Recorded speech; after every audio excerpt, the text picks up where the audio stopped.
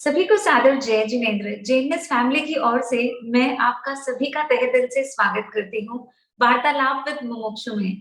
जैसे कि आप सब देख ही रहे हैं, कंटिन्यूअसली हमारे सेशन में हम एक से एक मुमुक्षुओं को लेकर आने की कोशिश कर रहे हैं और इसी श्रृंखला में आपने कई सारे मुमुक्षु अभी प्रेजेंट में कृष जी का वीडियो देखा, प्रीत जी का देखा और आज हम मौजूद है इसी श्रृंखला में मुमुक्षु। तो मुमुक्षी राहुल जी के बारे में पहले थोड़ा सा परिचय बताना चाहूंगी। राहुल जी मुंबई से है, पर उनके लाइफ में ये इतना बड़ा डिसीजन उन्होंने कैसे लिया, इन सब के पीछे जो मोटिवेशनल फैक्टर है वो बहुत ही ज्यादा इंस्पायरिंग है। पर फिर उससे पहले थोड़ी सी छोटी सी भूमिका रखनी चाहूंगी। कहा जाता है संसार जो है वह लकड़ी के डिगले के समान है, यानी एक बार एक मोर मूंग के डगले के ऊपर बैठा रहता है और जैसे ही वो उड़ने की कोशिश करता है वो बार बार फिसल के नीचे गिर जाता है। पर जैसे ही वो मोर लकड़ी के डिगले पर जाकर के बैठता है वो एक ही सेकंड में उड़ जाता है। तो महापुरुष फरमाते हैं उसी प्रकार ये मनुष्य भाव जो है लकड़ी के डिगले पर बैठे हुए मोर के समान है और बाकी जो तीनों गतियां हैं वो मूंग के डिगले पर बैठने के समान है। और इसी लकड़ी के डिगले पर बैठे हुए वो कुछ चुनिंदा लोग होते हैं जो अपनी आत्मा की उत्तरोत्तर श्रेणी में बढ़ाने के लिए नित्य पुरुषार्थ करते हैं। ऐसे ही पुरुषार्थ करने वाले आज हमारे साथ में है मुमुक्षु राहुल जी। राहुल जी, आपका तहे दिल से स्वागत है हमारे चैनल पर। जय जय। बहुत बहुत धन्यवाद राहुल जी।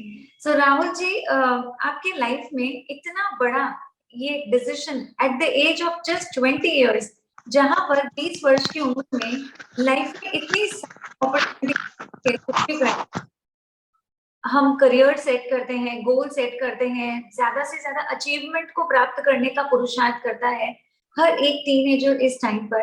तो आपने अपने लाइफ में ये डिसीजन कैसे लिया कि मुझे लेने लेने मात्र एक ही है और वो है संयम। तो हमारे सभी दर्शक जानना चाहेंगे राहुल जी, ऐसा क्या मोमेंट रहा आपके जीवन में? ऐसा कोई मोमेंट, परफेक्ट मोमेंट तो मेरे जिंदगी में ऐसा कुछ भी नहीं है। बस एक बोलो ना, पुण्य और एक नेचर का सपोर्ट। पता नहीं पूर्व में क्या आराधना की है। बचपन से कोई धर्म, विजयवाड़ा जैसे आंध्र प्रदेश में मैं पहले रहता था। मेरे 19 इयर्स मैंने विजयवाड़ा में बिताए। तो वहाँ पे महात्मा का आगमन भी बहुत कम होता था और हमको इतना भी पता नहीं था कि क्या धर्म है और क्या चीज होती है धर्म। मुझे एट द एज ऑफ 16 या 16.5 16 ईयर्स तक तो ये भी पता नहीं था कि चौमासा क्या होता है और चौमासा में महात्मा आते हैं, 4 महीने स्थिरता होती है। कुछ पता नहीं था। बस मैं, मेरी लाइफ ओनली स्कूलिंग, स्कूल से आना जाना पढ़ना, इतना ही था। धर्म का ओनली एक धार्मिक बीज था कि धार्मिक पढ़ना चाहिए। लेकिन जब 16 इयर्स की एज में फर्स्ट स्टेप, जब मेरे बहन मार साहब, जो मेरे बड़े पापा की लड़की है, उन्होंने जब दीक्षा ली ना, तभी पता चला कि ये सब भी एक अलग एक पार्ट है वर्ल्ड में, कि ये सब भी होता है करके।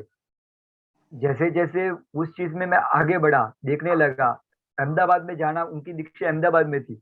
जब देखा वो पूरा माहौल, तो अलग ही माहौल था। तब वहां पे मंडप में तो यही सोचा था कि हाँ, लेने जैसा संयम ही है। लेकिन फिर से घर पे आने के बाद सेम रूटीन, सेम एवरीथिंग। लेकिन बैन मार्शल की एक ही चीज, उन्होंने एक ऐसा जबरदस्त गिफ्ट मुझे दिया कि उन्होंने मुझे एक ही नियम दिया कि मुझे पूजा करनी है एवरी डे। उस टाइम तक तो मैं पूजा करता था, लेकिन कभी कभी करता था। तो उन्होंने मुझे कंटिन्यूस पूजा करने की एक ऐसा गिफ्ट दिया।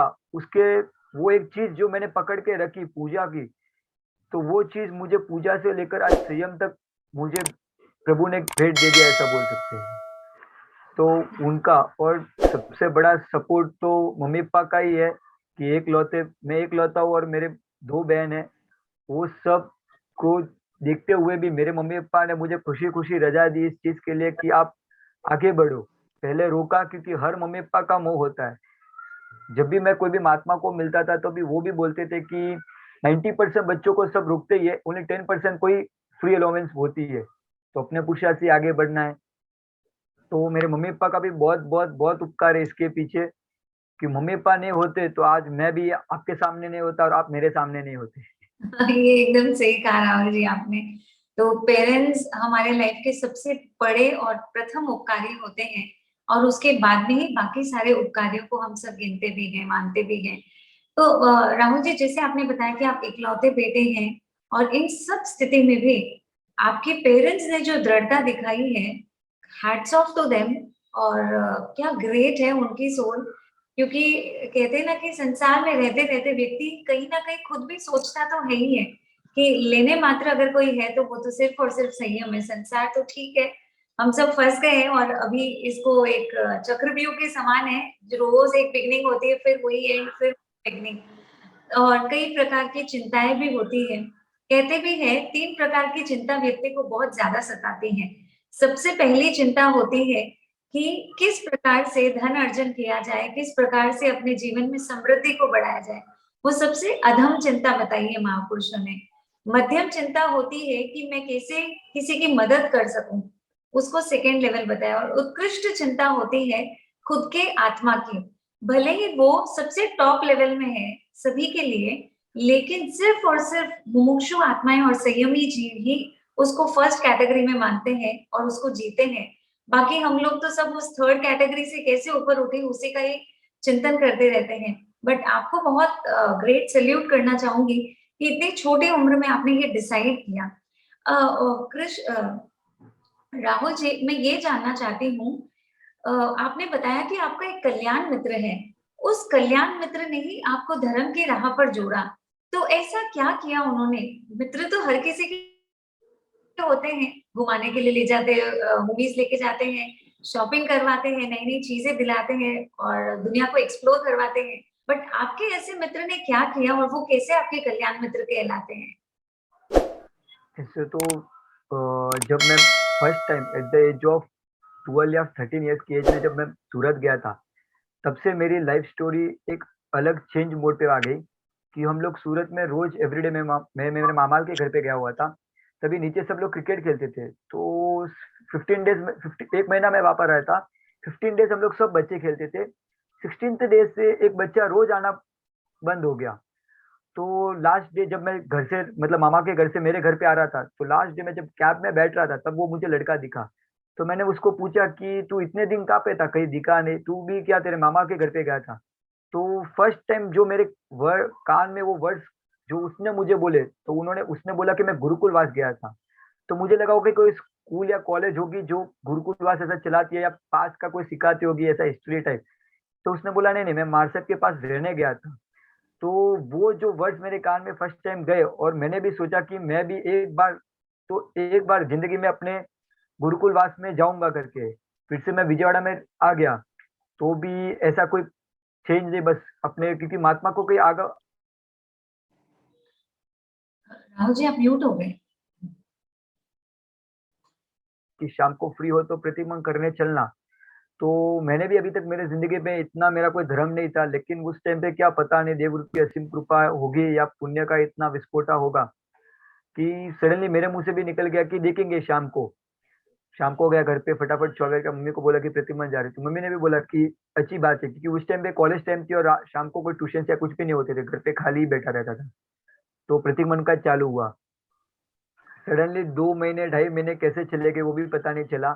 प्रतिमन करते करते सूत्र का भी कंठस्थ होने लगा कि सूत्र भी रोज कान में जाने लगे और सूत्र का भी अभ्यास रोज रोज रोज होने लगा। एक मिनट राहुल फिर जी, आपने बताया कि आप लगातार 2 ढाई महीने तक रोज शाम को प्रतिक्रमण करने जाते थे, हाँ, नहीं? बहुत बड़ी राइट। बात है।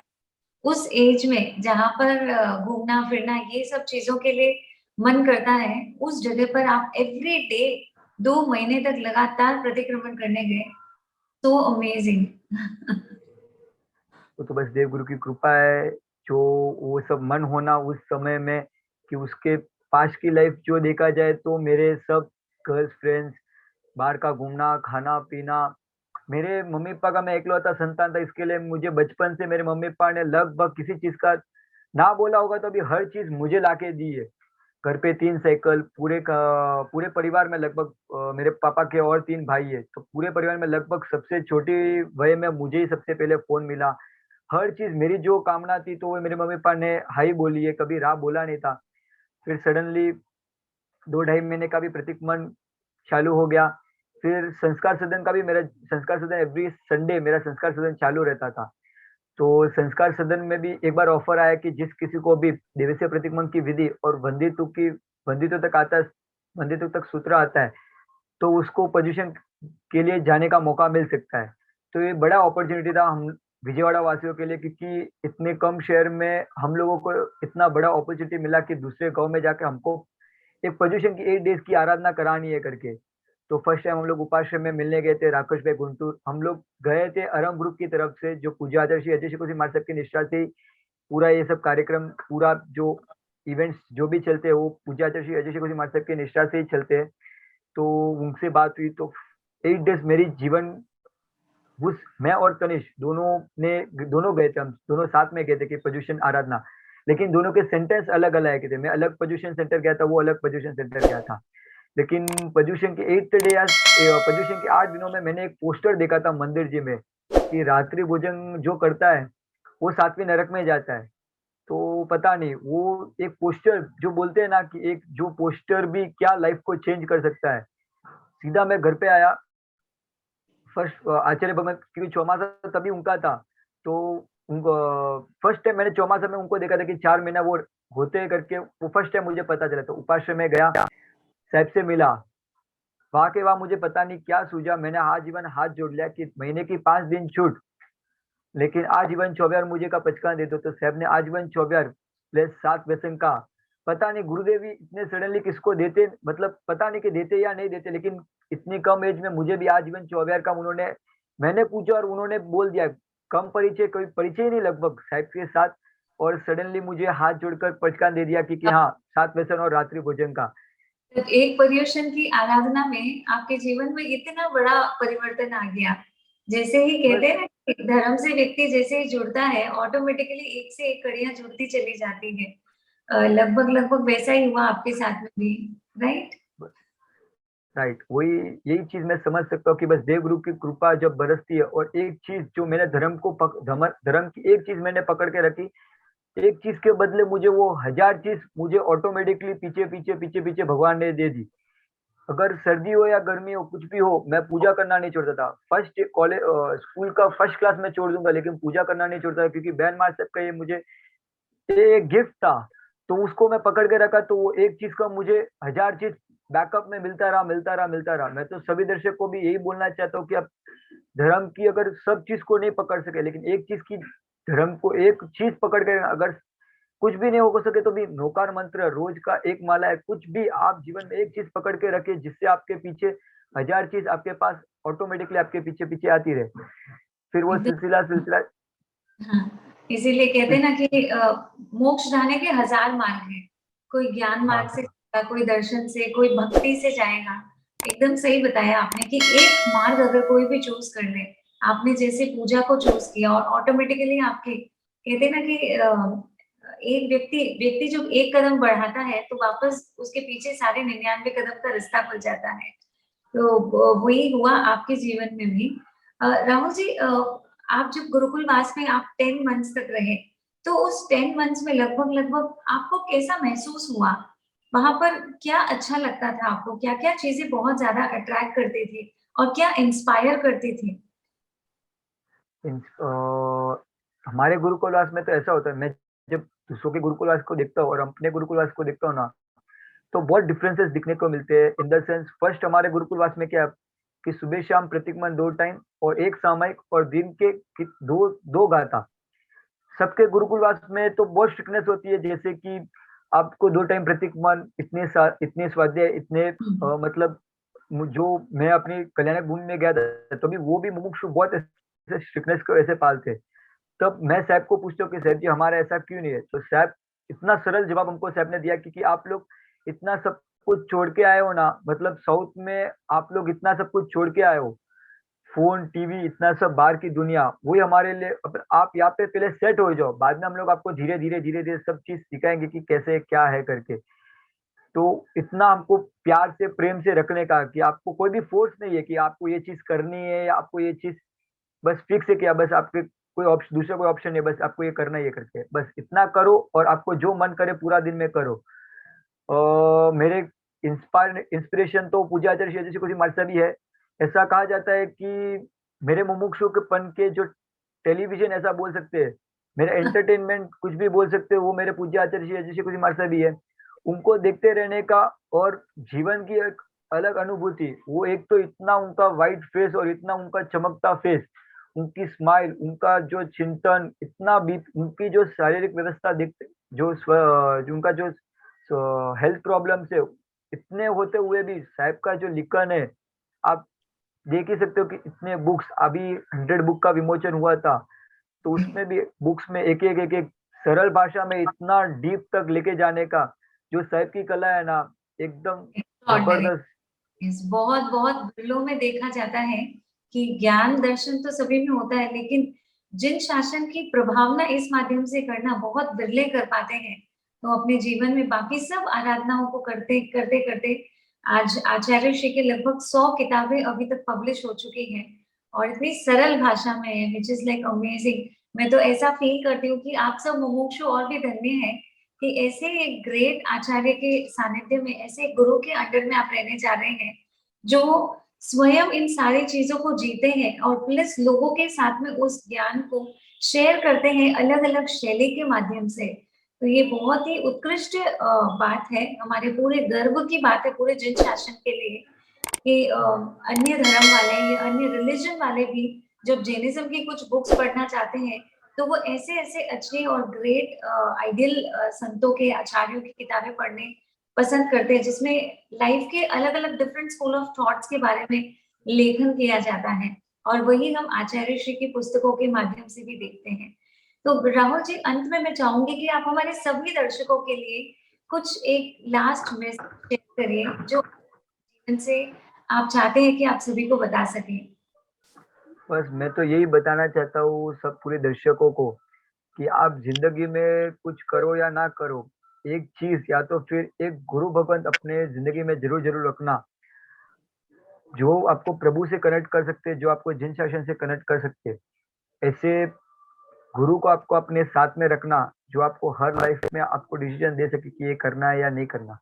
आप भले दीक्षा लो या नहीं लो, लेकिन संसार में भी आपको कैसे रहना वो आपको एक सच्चे गुरु ही बता सकते हैं। तो मैं सबको यही कहना चाहता हूँ कि आप एक गुरुदेव को अपने सिर पर रखिए, और आपकी गाड़ी जो जीवन की नैया जो फास्ट दौड़ेगी ना, वो आप इमेजिनेशन भी नहीं कर सकते। बहुत बहुत सुंदर बताया आपने, क्योंकि the journey of 1000 miles become starts from the first step. तो वो पहला कदम जो होगा वो होगा कि गुरु के साथ समर्पण, गुरु पर श्रद्धा। और जब तक गुरु नहीं तब तक कहते हैं ना जीवन ही शुरू नहीं होता है। ये बहुत ही अच्छी और सच्ची बात आपने बताई है। और जैसे आप अपने जीवन में सभी इंद्रियों को दमन करते हुए शाश्वत सुख की और आगे बढ़ रहे हैं, मैं मेरी तरफ से और पूरे जेएमएस फैमिली की ओर से आपको तहे दिल से शुभकामना और मंगल कामना देना चाहती हूँ। आप खूब जरूर जरूर। आगे बने, आप अपने जीवन में बहुत बहुत बहुत आगे बढ़े और आप जिस उच्चतम कोटि का संयम आप ले रहे हैं उसी को आप हमेशा शेर की भांति, सूरवीर की भांति आप उसको निभाते रहे। और इसी के साथ में जिन आज्ञा विरुद्ध यदि कुछ भी कहा हो तो बारंबार मैं एक मिनट। हाँ राहुल जी।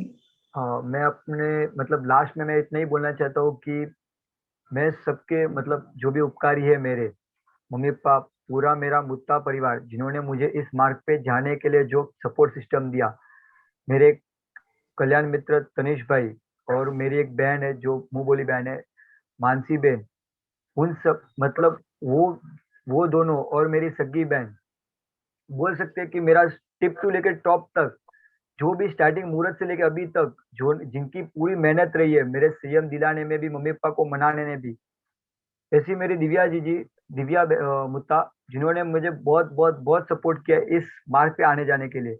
तो उसका नाम भी मैं जरूर लेना चाहता हूँ कि जो उसका जो सपोर्ट सिस्टम नहीं होता तो आज मैं यहाँ पे नहीं रहता। आज भी मेरा पूरा काम जो भी बोलो वो पूरा उसका वही करती है, और इतना सपोर्ट मुझे करती है।